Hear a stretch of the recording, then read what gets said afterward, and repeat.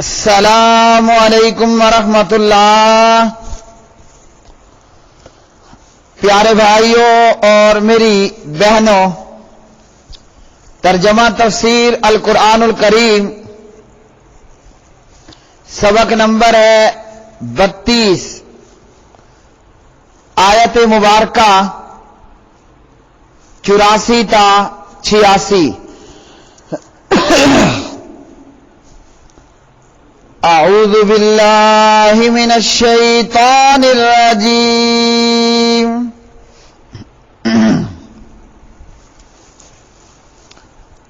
وَإِذْ أَخَذْنَا مِيثَاقَكُمْ لَا تَسْفِكُونَ دِمَاءَكُمْ وَلَا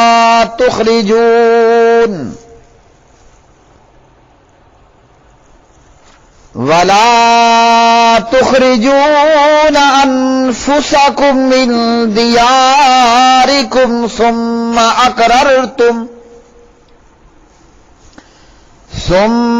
أَقْرَرْتُمْ وَأَنْتُمْ تَشْهَدُونَ۔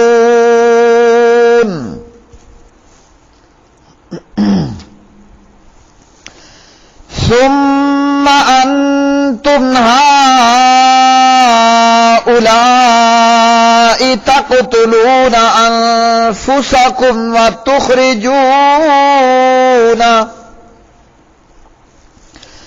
وتخرجون فريقا منكم من ديارهم تظاهرون عليهم بالإثم والعدوان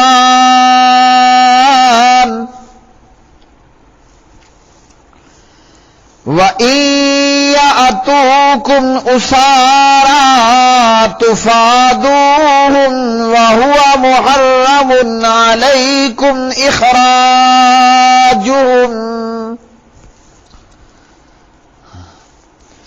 أَفَتُؤْمِنُونَ بِبَعْضِ الْكِتَابِ وَتَكْفُرُونَ بِبَعْضٍ فَمَا جَزَاءُ مَن يَفْعَلُ ذَلِكَ مِنكُمْ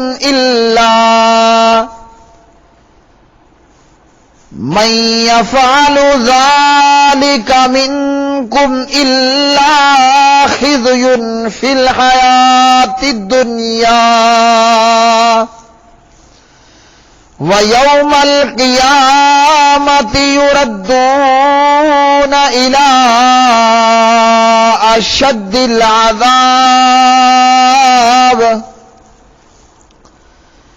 وَمَا اللَّهُ بِغَافِلٍ عَمَّا تَعْمَلُونَ۔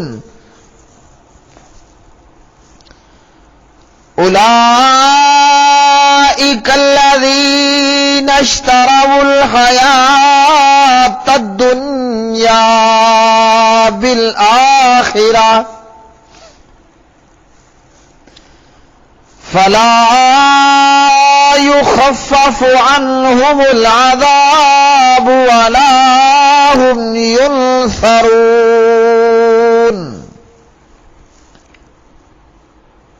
اور جب ہم نے تم سے پختہ عہد لیا کہ تم اپنے خون نہیں بہاؤ گے اور نہ اپنے آپ کو اپنے گھروں سے نکالو گے، پھر تم نے اقرار کیا اور تم خود شہادت دیتے ہو، پھر تم ہی وہ لوگ ہو کہ اپنے آپ کو قتل کرتے ہو اور اپنے میں سے ایک گروہ کو ان کے گھروں سے نکالتے ہو، ان کے خلاف ایک دوسرے کی مدد گناہ اور زیادتی کے ساتھ کرتے ہو، اور اگر وہ قیدی ہو کر تمہارے پاس آئیں تو ان کا فدیہ دیتے ہو، حالانکہ اصل یہ ہے کہ ان کا نکالنا تم پر حرام ہے۔ پھر کیا تم کتاب کے بعد پر ایمان لاتے ہو اور بعض کے ساتھ کفر کرتے ہو؟ تو اس شخص کی جزا جو تم میں سے یہ کرے اس کے سوا کیا ہے کہ دنیا کی زندگی میں رسوائی ہو اور قیامت کے دن وہ سخت ترین عذاب کی طرف لوٹائے جائیں گے، اور اللہ تعالی ہرگز اس سے غافل نہیں جو تم کرتے ہو۔ یہی لوگ ہیں جنہوں نے دنیا کی زندگی آخرت کے بدلے خریدی، سو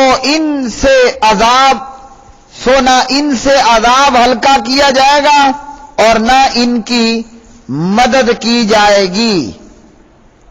وَإِذْ اور جب اخذنا ہم نے لیا میثاقکم تم سے پختہ وعدہ، لا تسفکون نہ تم بہاؤ گے، دماءکم اپنے خون، ولا تخرجون اور نہ تم نکالو گے، انفسکم اپنے آپ کو، من دیارکم اپنے گھروں سے، ثم پھر اقررتم تم نے اقرار کیا، وانتم جبکہ تم تشہدون شاہد ہو، ثم پھر انتم تم ہی، ہؤلائی وہ ہو، تقتلون قتل کرتے ہو، انفسکم اپنے آپ کو، وتخرجون اور تم نکال دیتے ہو، فریقاً ایک فریق کو، منکم اپنے میں سے، من دیارہم ان کے گھروں سے، تظاہرون تم ایک دوسرے کی مدد کرتے ہو، علیہم ان کے خلاف،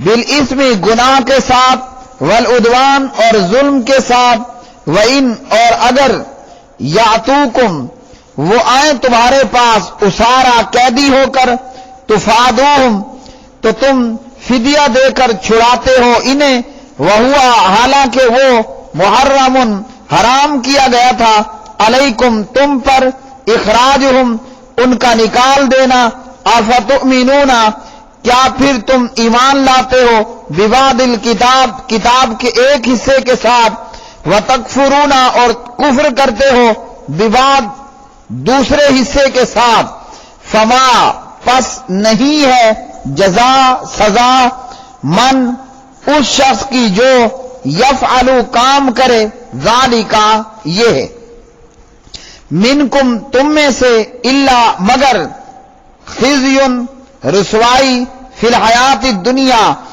دنیاوی زندگی میں، ویوم القیامہ اور قیامت کے دن، یردون وہ پھیرے جائیں گے، الی طرف، اشد العذاب سخت ترین عذاب کے، وما اور نہیں ہے اللہ تعالی بغافل غافل، اما اس سے جو تعملون تم عمل کرتے ہو، اولئک یہ وہ لوگ ہیں، الذین جنہوں نے، اشترو خرید لی، الحیات الدنیا دنیا کی زندگی، بالآخرہ آخرت کے بدلے، فلا یخفف پھر نہ ہلکا کیا جائے گا، عنہم ان سے، العذاب عذاب، ولا ہم ینصرون اور نہ وہ مدد ہی کیے جائیں گے۔ میرے پیارے بھائیوں، ان آیات بینات کے اندر بھی اللہ رب العالمین نے یہ بتلایا کہ اہل کتاب سے 4 عہد لیے گئے تھے۔ نمبر 1، ایک دوسرے کا خون نہیں بہانا، ایک دوسرے کو گھروں سے نہیں نکالنا، ایک دوسرے کے خلاف مدد نہیں کرنا، قیدی کو فدیہ دے کر چھڑا لینا ہے۔ یہ 4 عہد تھے، جبکہ یہ لوگ صرف فدیے پر عمل کرتے اور باقی تینوں پوائنٹس کی کھلی خلاف ورزی کیا کرتے تھے۔ اللہ سبحانہ و تعالیٰ نے فرمایا کہ تم اپنے خون نہیں بہاؤ گے، یہ نہیں کہا کہ ایک دوسرے کا خون نہیں بہاؤ گے، ایک دوسرے کو گھروں سے نہیں نکالو گے، بلکہ فرمایا تم اپنے خون نہیں بہاؤ گے اور اپنے آپ کو گھروں سے نہیں نکالو گے۔ کیوں؟ اس لیے کہ لا الہ الا اللہ پڑھنے والی امت کے افراد ایک جسم کی طرح ہیں۔ کسی بھی کلمہ پڑھنے والے کا خون بہانا یہ اپنا خون بہانا ہے، جیسا کہ پیارے نبی علیہ الصلوۃ والسلام نے فرمایا مثل المؤمنین فی توادہم وتراحمہم وتعاطفہم مثل الجسد اذا اشتکا منہ عضو تداعی لہ سائر الجسد بالسہر والحمى۔ صحیح مسلم ہے، حدیث نمبر 2586۔ نعمان بن بشیر رضی اللہ تعالی عنہ اس حدیث کے راوی ہیں، اور یہی حدیث صحیح بخاری میں 6011 نمبر پر ہے۔ تمام مومن اپنی باہمی دوستی، ایک دوسرے پر رحم، ایک دوسرے پر شفقت میں فرمایا ایک جسم کی مانند ہیں، ایک جسم کی مانند ہیں۔ جب جسم کا ایک عضو بیمار ہوتا ہے تو اس کی خاطر سارا جسم بیدار رہتا ہے اور بخار میں مبتلا ہوتا ہے۔ ہمارے جسم میں اگر دانت میں درد ہو پورا جسم بے چین ہوتا ہے، بے سکون ہوتا ہے، اور کان میں درد ہو پورا جسم بے آرام، بے سکون اور بے چین رہتا ہے۔ تو اس لیے فرمایا کہ اپنے مسلمان بھائی کا خون بہانا یہ اپنا خون بہانا ہے۔ یثرب میں صورتحال یہ تھی، یثرب جو مدینۃ المنورہ ہوا، مدینے کے اندر یہود کے 3 قبیلے رہتے تھے، بنو قینقاع، بنو نذیر، بنو قریظہ، اور یہ اہل کتاب تھے۔ مدینے کے عرب قبائل جو کہ بت پرست تھے، مشرک تھے، اوس اور خزرج، یہ دونوں بت پرست اور مشرک تھے، اور اہل کتاب میں بنو قینقاع، بنو نذیر اور بنو قریظہ تھے۔ اوس اور خزرج کہ یہ بت پرست یہود کے قبائل کے ساتھ ان کے حلیفانہ تعلقات تھے۔ بنو قینقاع اور بنو نذیر خزرج کے حلیف تھے، اور بنو قریظہ اوس کے حلیف تھے۔ اوس اور خزرج کی آپس میں جنگ جاری رہا کرتی تھی، اور یہودی قبائل اس میں سے اپنے اپنے حلیف کا ساتھ دیتے، اور مقابل میں آنے والے مشرک قبیلے کے آدمیوں کا علاوہ ساتھ دینے والے اپنے یہودی بھائیوں کو بھی یہود قتل کر دیا کرتے تھے، اور یہودیوں کے قتل کے ساتھ ساتھ یہودیوں کے گھر کو لوٹ لیا کرتے تھے، اور پھر جب لڑائی ختم ہوتی اور کچھ یہودی وہ قیدی بن جاتے تو اب غالب قبیلے کے حلیف یہودی خود ہی ان کا فدیہ دے کر انہیں چھڑا دیتے، اور یہ یہودی کہا کرتے تھے کہ ہمیں اللہ کی کتاب کا حکم ہے کہ اپنے قیدی بھائیوں کو چھڑائیں، جبکہ اللہ نے صرف یہ ایک حکم نہیں دیا تھا،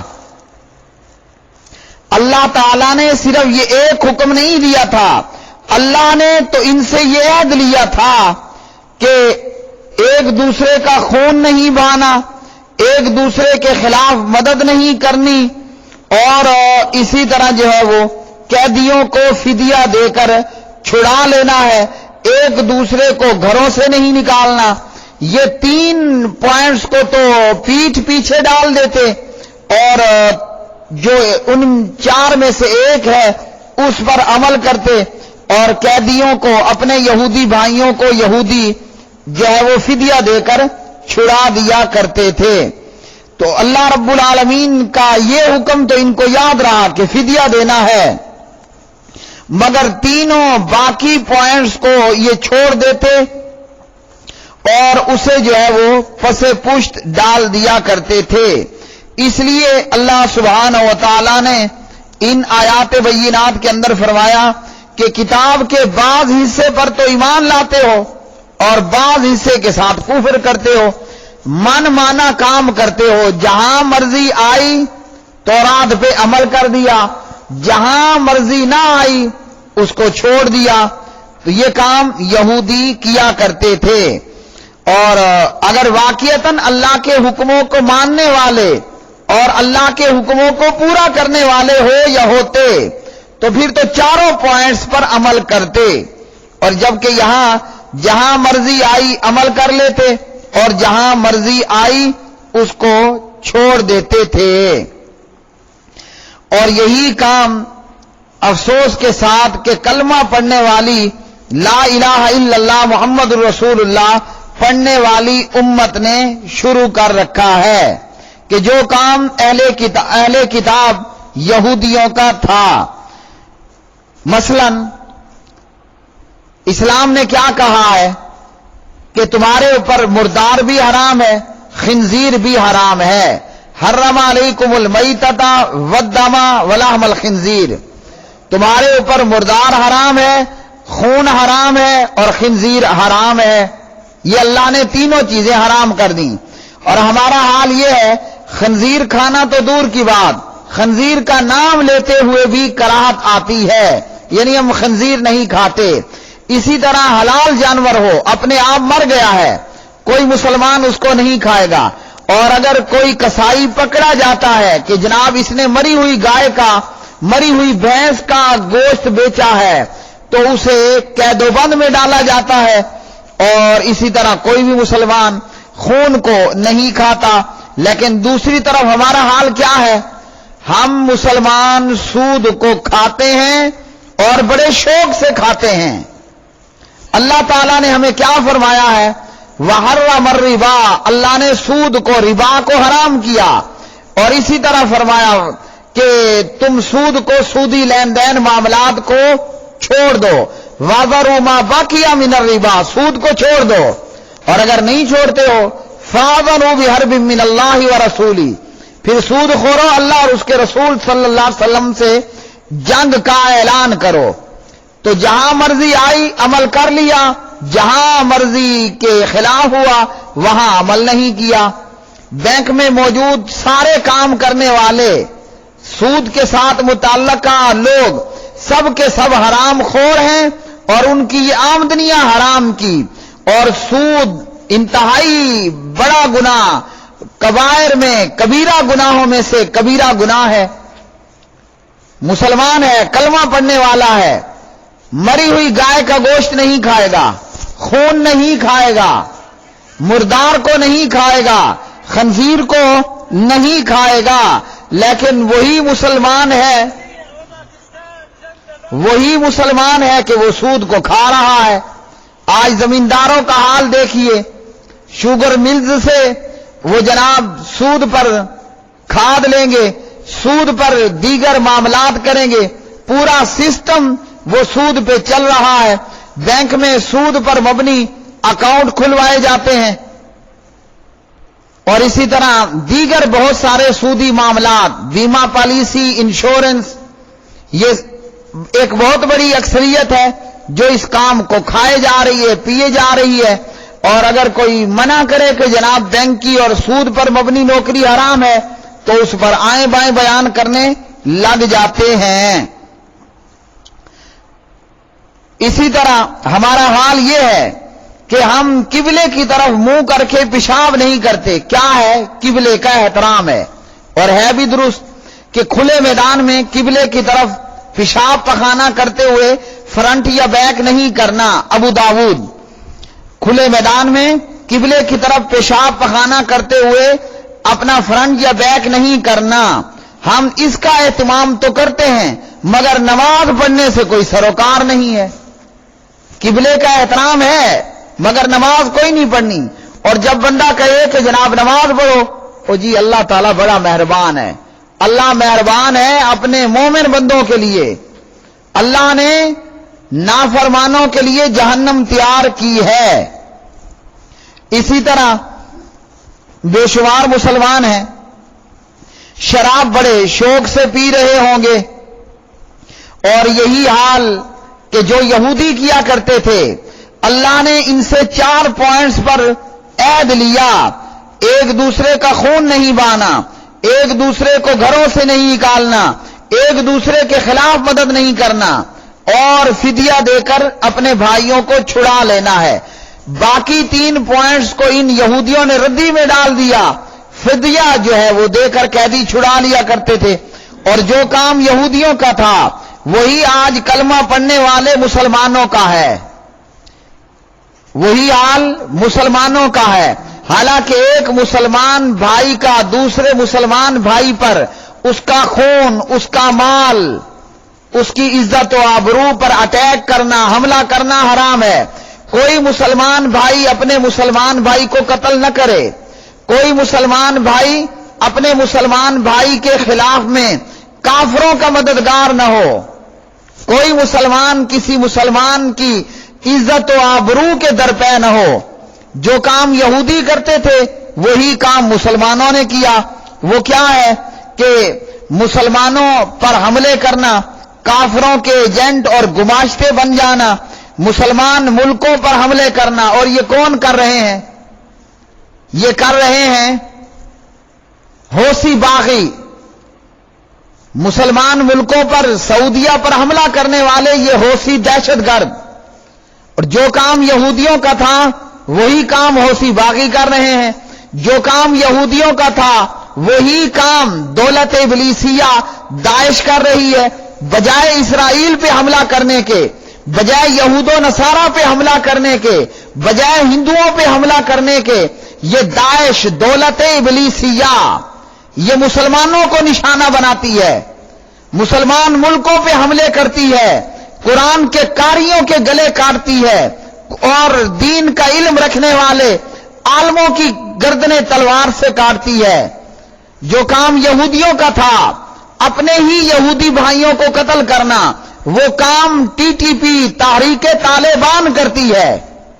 بجائے اس کے کہ ہندوؤں پر حملے ہوتے، بجائے اس کے کہ امریکی بدماشوں اور ٹرمپ کی فوجوں پر حملے ہوتے، یہ ٹی ٹی پی طالبان تحریک کے دہشت گرد لا الہ الا اللہ محمد الرسول اللہ پڑھنے والی پاک آرمی پہ حملہ کرتے ہیں، پاک ایف سی پہ حملہ کرتے ہیں، پاک ملیشیا پہ حملہ کرتے ہیں، پاک پولیس پہ حملہ کرتے ہیں۔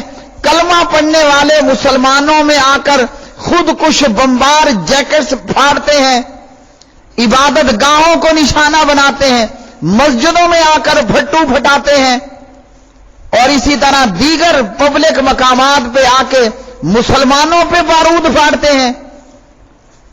حالانکہ بے گناہ کافر کو بھی مارنے کا ہمیں اختیار نہیں ہے۔ کجا یہ کہ لا الہ الا اللہ پڑھنے والوں کو ہم اپنی گولیوں کا نشانہ بنائیں۔ تو جو کام یہودیوں کا تھا وہی کام حوثی باغی کا ہے، جو کام یہودیوں کا تھا وہی دولت ابلیسیہ داعش کا ہے، جو کام یہودیوں کا تھا وہی کام ان ٹی ٹی پی تحریک طالبان کا ہے۔ اور یہ بھی امریکیوں اور اسرائیلیوں اور اسی طرح ہندوؤں کے ایجنٹس بن کر مسلمان ملکوں پہ حملہ کرنے والے ہیں۔ تو اللہ نے فرمایا کہ ایسے لوگوں کے لیے کیا ہے؟ فرمایا ان میں ایسے لوگوں کے لیے رسوائی ہے، اور قیامت کے دن سخت ترین عذاب کی طرف لوٹائے جائیں گے۔ اور یہ رسوائی انہیں کیسے ملی؟ یہودیوں کو دنیا کی زندگی میں ہی رسوائی دیکھنا پڑی۔ بنو نذیر اور بنو قینقاع یہ جلا وطن ہوئے، اور بنو قریظہ کے بالغ مردوں کو قتل کیا گیا، بچوں اور عورتوں کو لونڈیاں اور غلام بنا دیا گیا۔ یہ تو دنیا کا عذاب تھا، اور آخرت کا عذاب وہ تو پھر بہت بڑا ہے۔ اور یہاں یہودیوں کی بدبختی اور بدنصیبی دیکھیے، افسوس ہوتا ہے کہ اہل کتاب ہو کر انہوں نے لا الہ الا اللہ، اشہد ان لا الہ الا اللہ واشہد ان محمد عبدہ ورسولہ کی گواہی نہیں دی، اور ان کو اپنے علاقے چھوڑنے پڑے، ان کو قتل ہونا پڑا، ان کی بچوں عورتوں کو لونڈیوں اور غلام بننا پڑا۔ اور دوسری طرف حال کیا ہے کہ وہ قبائل مدینہ کے جو مشرک تھے، اوس اور خزرج، یہ لوگ مسلمان ہوئے اور اللہ اکبر کیسے مسلمان ہوئے، یہ انصار کہلائے۔ اللہ اکبر اللہ اکبر۔ جو بت پرست تھے وہ اشہد اللہ الہ الا اللہ واشہد ان محمد عبدہ ورسولہ کی گواہی دے کر وہ اسلام کے دامن میں آ گئے، اور جو اہل کتاب تھے وہ اپنی ضد، اپنی ہٹ دھرمی، اپنی بدبختی، حق کو پہچاننے کے باوجود بھی حق کو انہوں نے نہیں پہچانا، اور یہی ان یہودیوں پر اللہ کی لعنت کل بھی اور آج بھی اور آئندہ بھی، کہ انہوں نے نہ کل اسلام قبول کیا، نہ آج اسلام قبول کیا، نہ یہ آئندہ اسلام قبول کریں گے۔ اور جب امام محمد بن عبداللہ، امام مہدی علیہ السلام اور ابن مریم علیہ السلام آئیں گے، ان یہودیوں کو چن چن کر قتل کیا جائے گا، یہاں تک کہ درخت اور پتھر ان کے خلاف گواہ بن جائیں گے کہ آؤ ہمارے پیچھے یہودی چھپا بیٹھا ہے۔ تو میرے پیارے بھائیوں، ہمارے لیے اس میں نصیحت کیا ہے؟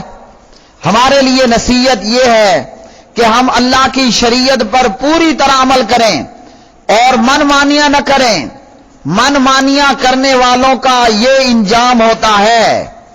آج امت اپنی مرضی پہ چل رہی ہے، جہاں دل آیا اسلام پہ عمل کر لیا، جہاں دل آیا اسلام کو جھٹک دیا، اور آج اس امت کا حال کیا ہو چکا ہے کہ کافر بھوکھوں کی طرح، جیسے بھوکھے دسترخوانوں پہ حملہ کرتے ہیں، اسی طرح، یا یوں آپ سمجھ لیجئے جیسے بھوکھی بھینسیں اور بھوکھی گائیں وہ اپنے باڑے پر، اپنی اکھرانیوں پر، اپنے کھانے پر، گھاس پر دوڑ کے پہنچتی ہیں، آج یہی حال امت کا ہو چکا کہ امت پر ہر طرف سے یہودیوں کا بھی اٹیک، عیسائیوں کا بھی اٹیک، اور کروڑوں کے پجاری، پلید ترین کافر ہندو کا بھی اس امت کے اوپر اٹیک ہے۔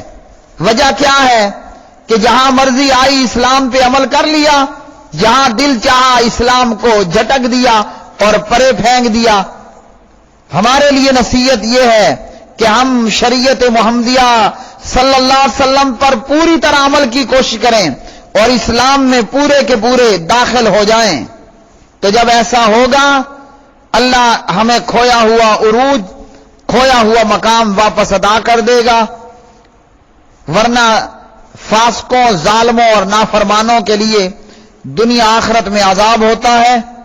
وآخر دعوانا ان الحمد للہ رب العالمین۔